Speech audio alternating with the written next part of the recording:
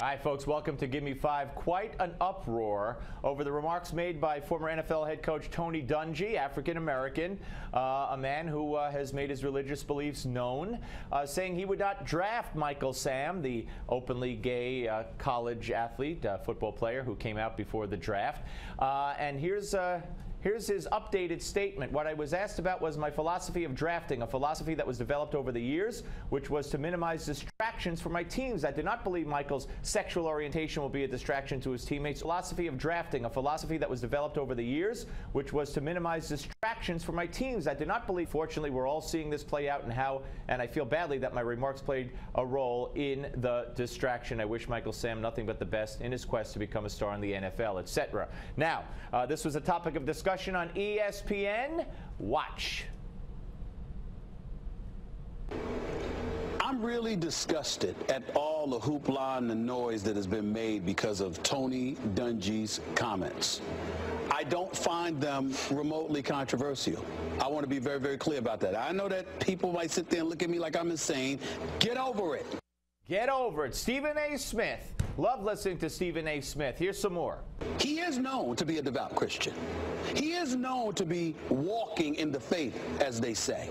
He is known to be that kind of individual, and he has been against same-sex marriages, and I think he once received an award in 2007 for such a thing. So that's consistent with who he has been. But if you don't go the religious route, and you choose not to go the religious route, and you just go based on his quote, he is saying that essentially it would be a distraction. Yes, okay, that's what he's saying. And it is a distraction. It's a distraction, and a lot of it is brought on by Michael Sam, I believe, for labeling himself as the first openly gay NFL player, while at the same time saying, I don't want to be known that way. But that's another issue. Here's some more. Regardless of how egregious it may be, regardless of how wrong and wrong-sided it may be in the eyes of various people throughout this nation and throughout this world, somebody going to jail for a dogfighting scandal, serving his time, getting out of prison, and being in an NFL locker room is not necessarily something that's going to cause a distraction in the eyes of players compared to somebody that is gay in the locker room. Now, what's he talking about dogfighting? The conversation here, he was debating Skip Bayless of ESPN, and Skip Bayless said Tony Dungy supported Michael Vick's return. And how could he support Michael Vick's return? Wasn't that a distraction? I mean, what a distraction. And Stephen A. Smith is saying there's no side of an issue with Michael Vick. He was a criminal. He was convicted. He went to jail. He served his time. He came back. You ask a player, what do you think of Michael Vick? What are they going to say?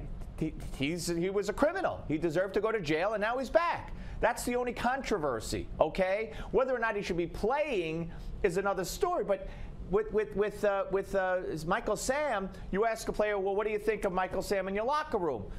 Anything anybody says, with the exception of, I love him. I wish everybody that was gay would open up. Any other answer is going to be controversial. What, are you a homophobe? You got a problem? Are you religious? So that's what and Skip Bayless couldn't see the difference between Michael Sam in the locker room and Michael Vick in the locker room. And there's an obvious difference. I agree with Stephen A. Smith. Here's one more.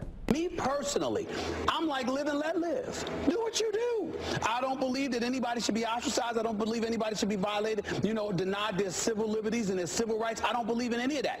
I am a proponent of most of the causes the gay community has fought for. And I think that it's wrong how they've been prejudiced against.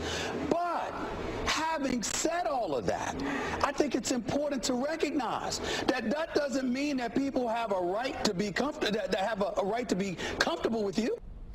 Right. People don't have a right to be comfortable with you. What I think he was saying is Michael Sam doesn't have a right to expect that everybody will be comfortable with him, with Michael Sam, is what Stephen A. Smith was saying there. And it's true. And it's going to be very interesting. Don't forget, Sam wanted to bring a camera and tape a series for Oprah during training camp, and he had to be stopped. On the Steve Malzberg Show, Newsmax Now update after this. Smart.